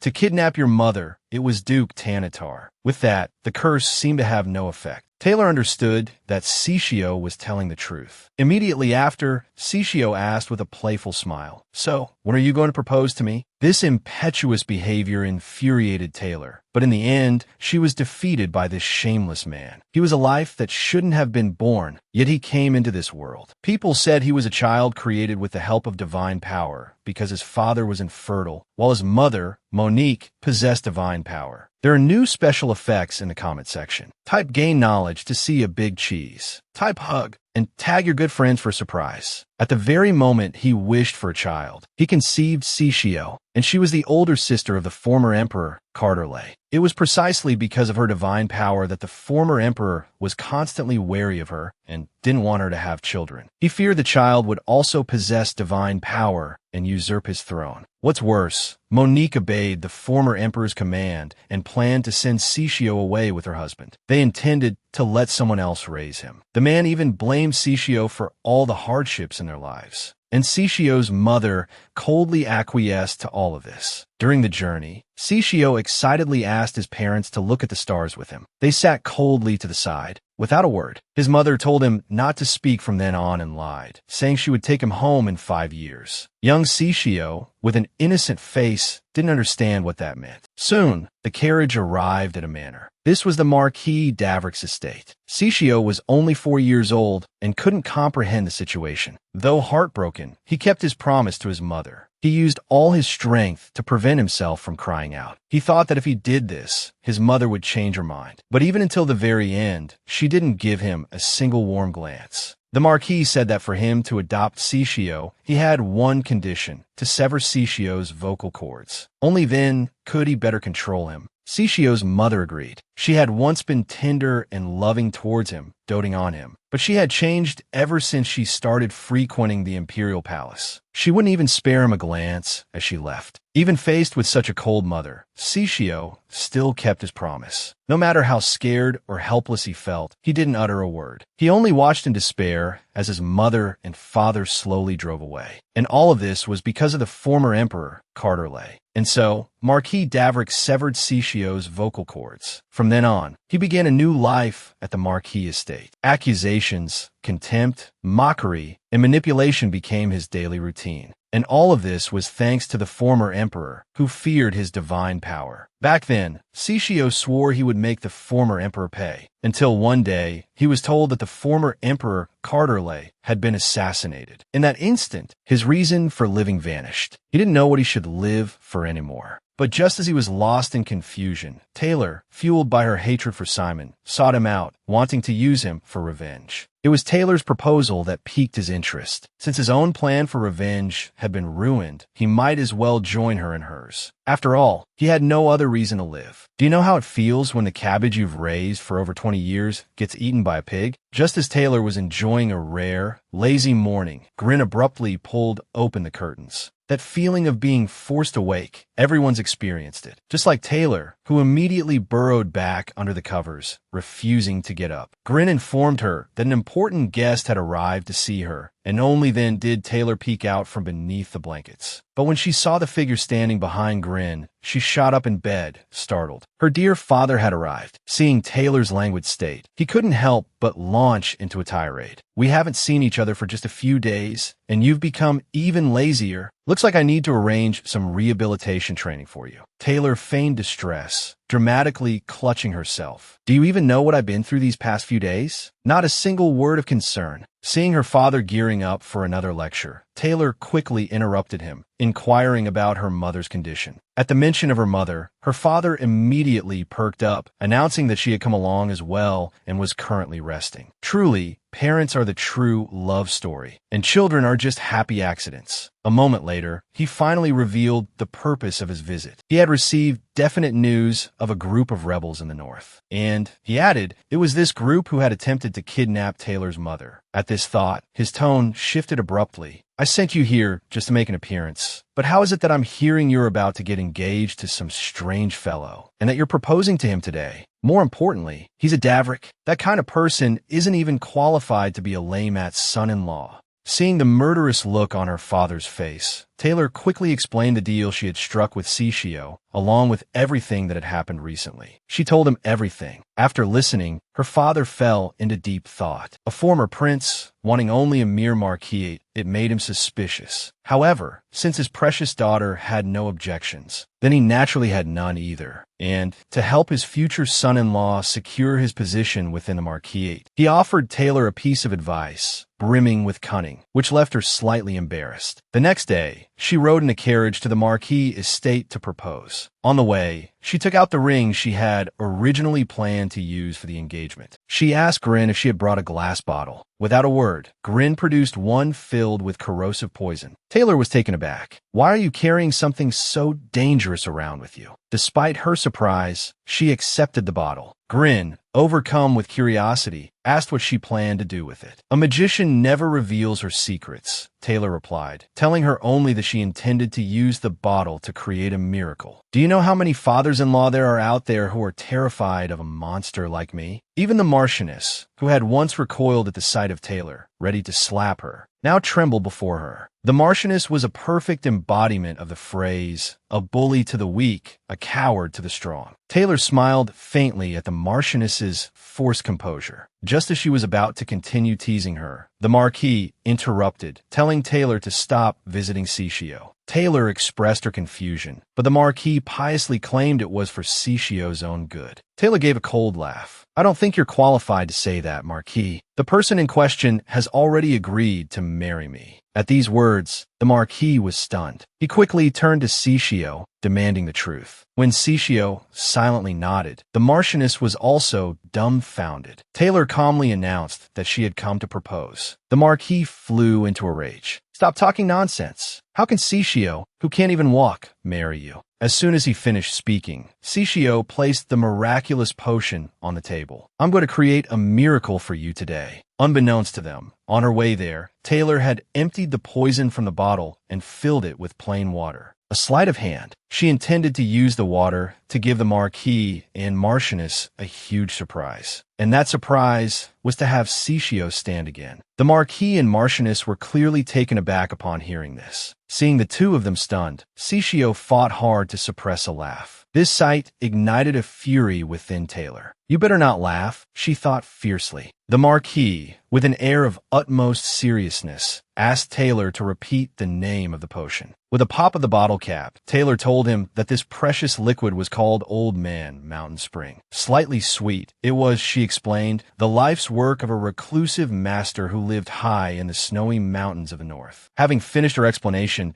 she walked slowly towards Ciccio with the potion bottle, squatting down to begin the treatment on his legs. Before starting, she asked the Marquis and Marchioness to excuse themselves. Though somewhat bewildered, the Marquis obliged due to Taylor's influential background. As the two left, Taylor quickly cast a silencing spell on the door. Now that no one can eavesdrop, you can speak, she said. I'll apply the water to your ankles, and you'll be able to stand and walk again. After all, to become the Marquis, the fewer flaws, the better. Speaking thus, Taylor began to roll up Ciccio's trouser leg, urging him to drop the act. Watching Taylor fussing over him, Ciccio gave a sweet smile. But to Taylor, that smile was strangely infuriating. She knew Ciccio was mocking the name she'd concocted for the potion. Unfazed by his amusement, Taylor stood and prepared a small surprise of her own. She slowly knelt down and presented Ciccio with a ring she had been holding. One could only imagine the envy of any man witnessing this scene. Ciccio, without hesitation, extended his hand. The moment the ring was on his finger, he slowly rose from his chair, gripping the wheels for support. Then, taking Taylor's hand, he swept her into a graceful dance. Using his flame magic, he conjured a magical circle, sending fragrant flower petals swirling around them. Their bond deepened in that moment. Then, Taylor picked up the Old Man Mountain Spring, ready to continue the charade. After all, a performance must be complete. As she applied the potion, Taylor told him that after the surprise party, she needed him to do something for her. Ciccio tenderly inquired what it was. Upon hearing that he was to meet her father, Ciccio was stunned. Taylor explained that her parents had arrived in the capital and specifically requested to meet him. Ciccio fell silent at this news. Taylor felt a pang of anxiety. They weren't officially engaged yet, and asking him to meet her family now might make him feel pressured. So, with a reassuring smile, she explained it was just a casual meeting with her father. Just as Ciccio was about to respond, the Marchioness burst through the door. The sight that greeted her left her speechless. Just as Taylor and Ciccio's affections were rapidly intensifying, the Marchioness had barged in. But in the next second, she was the one stunned into silence. The Marchioness burst through the door, only to be met with a sight that shocked her to her core. Ciccio, whose tendons she had personally severed, was standing. She couldn't believe her eyes. She lunged forward, grabbing Ciccio by the collar, and shrieked, "How can you stand? I made sure you would never walk again." Taylor inwardly scoffed. Just a moment ago, she was all meek and subservient. Now her true colors show. Thinking this, she moved to intervene, but the Marchioness was beyond reason. In her frenzy, she even confessed to pushing Ciccio down the stairs. stairs herself. Taylor froze, her eyes widening in disbelief. For a moment, she questioned if she had heard correctly. Snapping back to reality, she quickly pulled the Marchioness away from Ciccio, urging her to calm down. But the crazed Marchioness continued to rant. Why? Why are you standing in Simon's way? Someone like you should never have been born. Having finished speaking, he strained with all his might, attempting to break free from Taylor's grasp. The exertion proved too much, and with a thud, he collapsed to his knees. Clutching his head in anguish, he muttered incessantly, "You can't do this. If you do, my mother will." His words trailed off as he snatched up the glass. He slammed it onto the table, shattering it. Then, trembling, he picked up a shard and whispered, "Ciccio, aren't you a child who can't walk? Mother will return you to your former state. I'll sever your tendons again, dear. It won't hurt a bit." Just then, Taylor seized the Marchioness's wrist. "Have some decency. Look at yourself. What do you think you're doing?" The Marchioness shrieked, "Let go of me. I need to set things right." Taylor, clearly losing patience, snatched the shard from her hand and flung it to the floor, reprimanding the Marchioness for her foolish behavior. But in the next instant, Taylor became the target of the Marchioness's rage. She roared at Taylor, "I trusted you. I believed you would love Simon forever." With that, she raised her hand to strike. Taylor simply closed her eyes. A sharp slap echoed through the room. Ciccio had stepped in front of Taylor, taking the blow. Seeing the mark blooming on Ciccio's face, Taylor gasped. The Marchioness, however, simply sneered. "Oh, how very noble of you.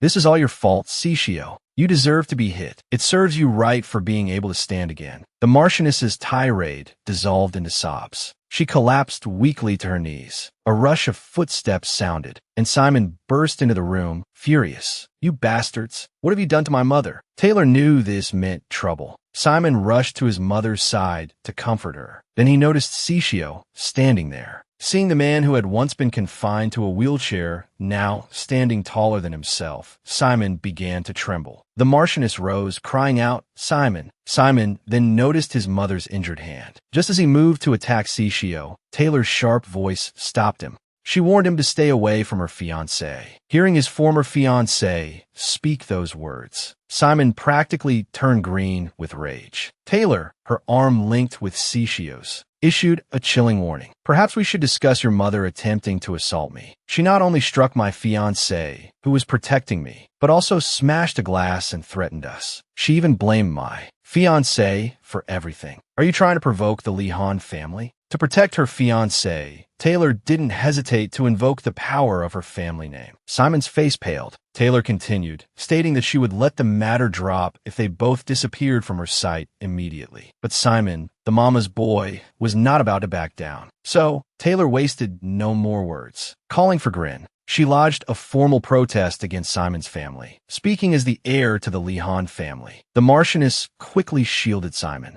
She assumed Taylor's anger stemmed from her past opposition to their relationship. Placing a hand on Taylor's shoulder, she declared that she no longer objected. After all, Taylor was now the Lee Han Little Duke, a status more prestigious than anyone else's. She could certainly help Simon. Taylor was disgusted by the Marchioness's fawning behavior. A roar from the Marquis brought the confrontation to a halt. The Marquis arrived with a contingent of knights, but when he saw Ciccio standing there, he looked as if he'd been struck by lightning. Taylor, anticipating his reaction, fixed him with a stern look and demanded an apology. The Marquis, puzzled, listened as Taylor recounted the Marchioness's attempt to slap Ciccio. Simon, upon hearing this, jumped to his mother's defense. "Are you insane? Why should my mother apologize? The previous incident where she struck you was left unresolved. You even said you'd understand her position." Taylor's voice turned icy. Taylor Winters may have said that, but Taylor Lee Han does not share that sentiment. Simon visibly faltered at her words. Seeing that Taylor wasn't easily intimidated, he redirected his anger toward Ciccio. So what if Ciccio was the one who was almost slapped? Is an apology really necessary? Taylor, finally losing patience with this mama's boy, snapped, "If you can't bring yourself to beg for forgiveness, then shut your mouth." As Simon opened his mouth to retort, the Marquis quickly silenced him. He then personally bowed his head to Taylor in apology. Left with no other choice, Simon swallowed his anger. With everyone finally present, Taylor announced her intention to take Ciccio to the Lee Han estate for a while. The Marquis immediately objected, declaring it absurd to bring him home before they were even married. However, when Taylor mentioned that it was her father's wish to see Sishio, the Marquis's expression morphed into one of stark terror. With that, Taylor took Sishio's hand and swept out, leaving the terrified Marquis alone. His reaction served as another reminder of her father's formidable power. On their way back, Taylor asked Sishio why he hadn't used flame tomb magic to heal himself. He simply replied that he was tired. Taylor opened a small chest and rummaged through it, then dripped some potion onto her hand and told Sishio to lean closer. At first, Sishio seemed embarrassed, but what man could resist a gentle, caring woman? As she carefully tended to his wounds, Sishio felt his heart begin to melt. Perhaps this was the blissful security of being loved by a wealthy woman. Have you ever seen women reunited after a long absence immediately start bickering?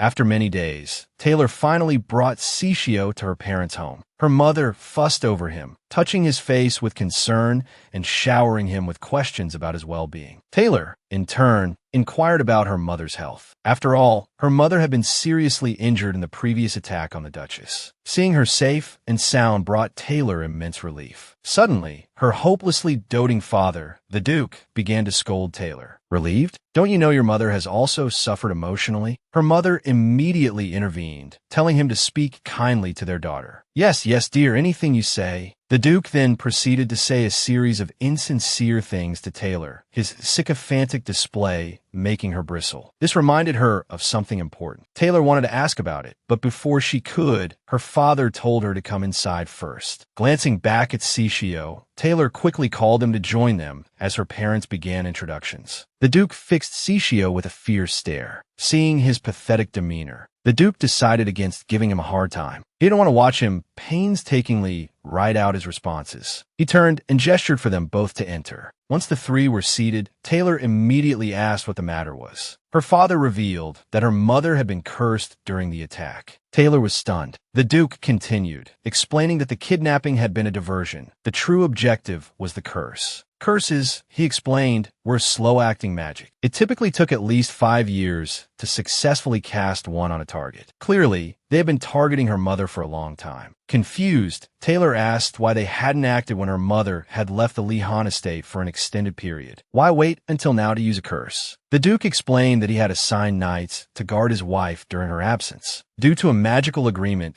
preventing the Li Han family from pursuing them, he had specifically chosen knights who were not part of the Li Han family. Duke Li Han told him that he had received a letter. The letter stated that if he wanted to save his wife, he had to sign the magical agreement within. The magical agreement forbade the Duke from interfering in the capital's affairs, demanded the return of all territories outside the capital to the royal family, and forced him to relinquish his dukedom and become a mere count. This draconian agreement was clearly intended to clip the Li Han family's wings. Just as the Duke finished reading the letter, a curse mark appeared on his wife's body. Immediately after, she began burning with fever, her condition worsening rapidly. Upon hearing this, Taylor immediately thought of Duke Tanathar. He was the only one who had consistently coveted everything the Li Han family possessed. But incredibly, the curse only lasted a few seconds before vanishing. This revelation stunned Taylor. Unless the caster willingly withdrew the magic, or the cursed individual possessed immense divine power, a curse was impossible to dispel. At this point, Taylor suddenly froze, a realization dawning on him. The Duke clearly saw his discovery. He turned to Sishio and asked, "Was this all you're doing?" When Sishio remained silent, the Duke pressed him, "Don't play coy. I know you can speak." To his surprise, Sishio readily admitted that he had used flame tomb magic to heal the Duchess. Facing the Duke, a monster feared even by the Emperor, Sishio showed no fear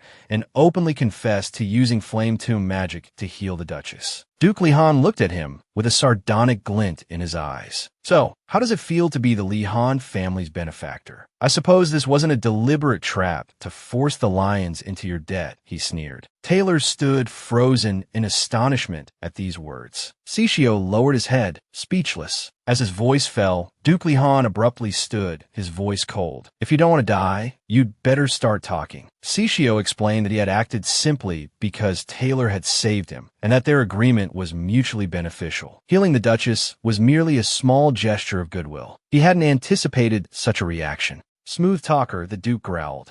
With that, Duke Lihan drew his sword and pointed it at Sishio. "You should know what happens when you play games with me, boy." Taylor tried to intervene, but the Duke, consumed by rage, was about to bring the sword down on Sishio's head. In the next moment, Sishio closed his eyes. The sword whistled through the air. Taylor gasped, covering her mouth in horror. To her surprise, the Duke hadn't killed him. Instead, he seemed to admire Sishio's courage. Slowly sheathing his sword, he warned Sishio that any further tricks would be met with a swift and fatal blow. After his intimidation, the Duke's expression softened as he asked Sishio if he was his enemy. Sishio appeared momentarily shy, then smiled and told the Duke that, having been saved by Taylor multiple times, he could hardly be considered an enemy of the Lihan family. The Duke seemed satisfied with this answer. "All right, boy, I'll trust you for now." Relieved that disaster had been averted, Taylor breathed a sigh of relief. After the Duke left, Taylor reassured Sishio that must have been terrifying. Unbeknownst to her, Sishio had anticipated the entire ordeal. Suddenly, Sishio reached out, gently stroking a strand of Taylor's hair before bringing it to his lips and kissing it fervently. This unexpected act left Taylor stunned and flustered. This idiot. He acts like this and still claims he's never been in love? Even a stray dog wouldn't believe that. Meanwhile, back in the capital, Duke Tanathar was in a furious rage. "I placed that curse on him myself, and my spies within the Lihan family confirmed it. I can't understand how it vanished so quickly. Years of meticulous planning, all gone to waste. There are only 2 people left who can use curse magic, and he's in the midst of preparing an even greater scheme. It's almost at its final stage. Once he finishes off the head of the Lihan family, the entire clan will be utterly destroyed. That way, no one in the empire will be able to stand in his way. He'll manipulate the puppet emperor and control the entire empire. He will be both emperor and saintess, the chosen one who holds the power of the entire empire and the divine power, the only human closest to God. He will bring good fortune to all, constantly watching over the lives of the people. When drought strikes the farmlands, he will perform miracles with his holy relics. With a single word, he can command the wind and rain, selflessly giving everything for his people. Omniscience refers to his all-knowing ability and clairvoyance, while omnipotence refers to his abilities within the language of. Hearing this, Taylor finally understood why Sishio could use the language of truth. It was because Sishio had formally inherited the royal bloodline. But luck is something no one can explain. If Sishio were truly lucky, he wouldn't be living under someone else's roof. But Sishio didn't see it that way. He felt that meeting Taylor was his greatest fortune. This made Taylor blush. Embarrassed, she accused him of spouting nonsense again. Just then, Sishio suddenly collapsed. His face pale and drawn, he looked to be in great pain. Upon examination, it was discovered that Sishio had overexerted himself using flame tomb magic, causing him to faint. He just needed a few days of rest to recover. Taylor finally understood that flame tomb truly took a toll on the body, and so-called divine power came at a price. Before leaving, Lin told Taylor that the Duke wanted to see her in his office. It wasn't urgent, he said, but he wanted to talk to her as soon as possible. Taylor found her father's words contradictory. As she was complaining, Sishio suddenly sat up in bed. "If I continue to use Flame Tomb, the consequences definitely won't be as simple as fainting." Taylor turned around. "You're awake. You just said, what happens if you continue to use Flame Tomb? Will you have to stay in bed for 3 months? Sishio quickly denied it. Fainting was a minor issue.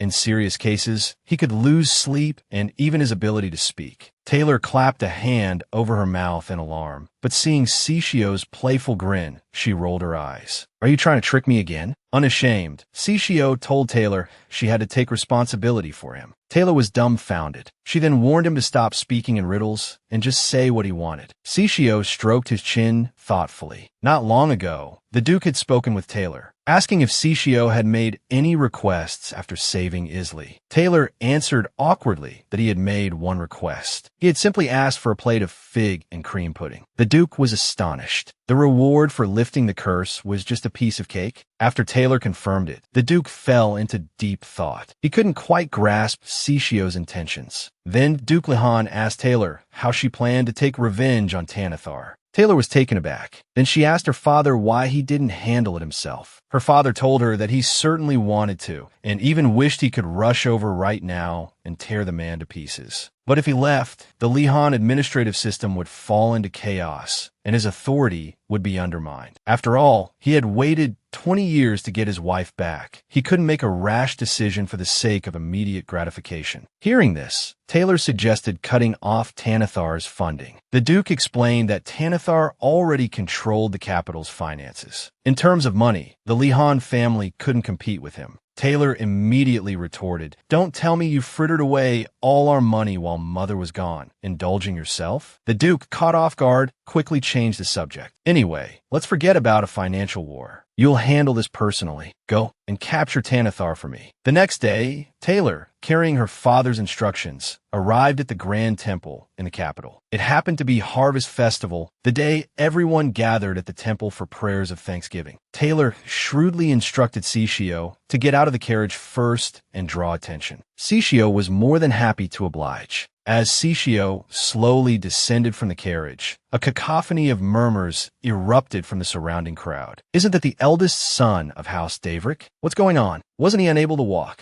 Unfazed by the commotion, Taylor, blushing, placed her hand in his, and together they walked into the grand hall amidst the clamorous whispers. Unbeknownst to them, the high priest was already awaiting their arrival. Taylor politely greeted him. As she began to introduce Sishio, the high priest interrupted. "I know him. He is Sishio Davrick." Taylor was taken aback. "Aren't you surprised to see my fiancé walking?" Only after the words left her lips did Taylor realize she had spoken of their engagement, perhaps a bit prematurely. The high priest, however, didn't seem to mind. Instead, he remarked that their marriage was surely imminent, offering his blessings in advance. He then expressed his curiosity about how Sishio Davrick's legs had been healed. Taylor simply attributed it to divine blessing. The high priest, satisfied with this answer, didn't press the matter further. Meanwhile, Taylor stated the purpose of their visit. As she spoke, Grin approached, carrying a heavy chest. The high priest's eyes widened slightly at the sight. The chest was overflowing with gold bars. "This," Taylor explained, "is a small token of House Lihan's esteem for the Grand Temple." The high priest's gaze was fixated on the gold. Sishio then entered the temple and stood gazing at the statue.